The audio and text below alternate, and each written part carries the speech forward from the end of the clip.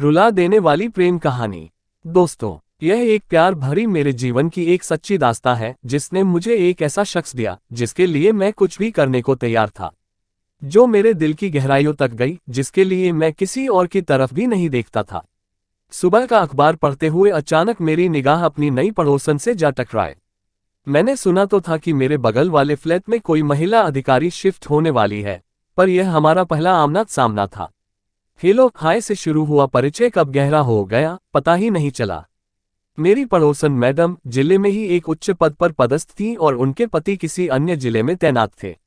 उनके पति का आना जाना कभी कभार ही हो पाता था। पड़ोसी होने के कारण वह मुझसे काफी घुल मिल गईं। एक दिन उन्होंने टोक ही दिया कि तुम मुझसे हमेशा मैडम कहकर बात मत किया करो। मैंने कहा, मैडम मैं अभी एक विद्यार्थी हूं और आप इस जिले में तैनात एक वरिष्ठ अधिकारी, आखिर हमारा क्या रिश्ता हो सकता है। वह कुछ देर तक शांत रहीं और फिर अपनी चुप्पी तोड़ते हुए बोली कि अगर तुम बुरा न मानो तो मुझे भाभी कहकर बुला सकते हो।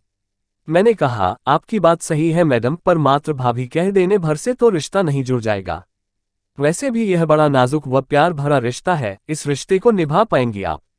उन्होंने अपनी आंखें ऊपर उठाए और मेरी आंखों में आंखें डालकर बोली, यह जरूरी तो नहीं कि हर रिश्ता खून से ही बनता हो।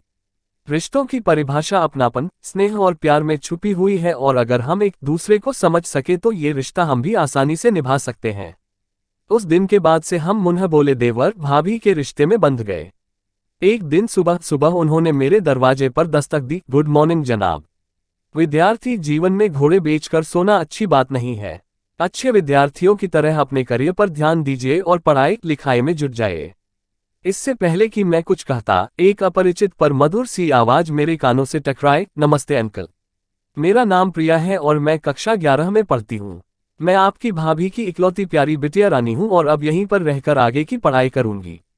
अच्छा भाभी, तो आपने इन्हें हमारे बारे में पहले से ही बता रखा है। चलिए अच्छा हुआ, अब हमें परिचय देने की जरूरत नहीं पड़ेगी। तो ठीक है, हाथ मिलाए और आज से हम दोस्त हुए। अच्छा अंकल, अब आप बताइए कि कैडबरी चॉकलेट पसंद है ना आपको। हाँ हाँ, क्यों नहीं। तो फिर शाम को आप कैडबरी चॉकलेट लेकर आइएगा। चल हट बदमाश कहीं की, अभी अंकल से कायदे से परिचय भी नहीं हुआ और तेरी फरमाइशें शुरू हो गईं। भाभी ने कहा, आप इसकी बातों में मत आइएगा, क्योंकि खाने पीने को लेकर दोस्ती करने में ये काफी तेज है। अरे तुम दोनों के चक्कर में मेरी चाय भी ठंडी हो गई। अच्छा तुम जल्दी से फ्रेश होकर आ जाओ तो एक कप गर्मागर्म चाय हो जाए। वक्त के साथ प्रिया मुझसे काफी घुल मिल गई। वह मेरे खाने से लेकर बाहर जाने तक का हिसाब किताब रख। जब कभी भी मैं देर से आता तो प्रिया दरवाजे पर खड़ी मेरा इंतजार करती रहती और जब तक मैं खाना नहीं खा लेता वह कुछ नहीं खाती। उसकी मम्मी भी खुश थी कि प्रिया को बोर नहीं होना पड़ता। पर प्रिया के दिल में क्या चल रहा था उससे मैं और उसकी मम्मी बिल्कुल अनजान थे। वैसे कुछ सोचने का कोई कारण भी नहीं बनता था। इस तरह की कहानी सुनने के लिए इस चैनल को सब्सक्राइब कीजिए और बेल आइकॉन को प्रेस करके ऑल पर सिलेक्ट कर देना ताकि जो भी कहानी लेकर आता हूँ तो सबसे पहले आप देखें।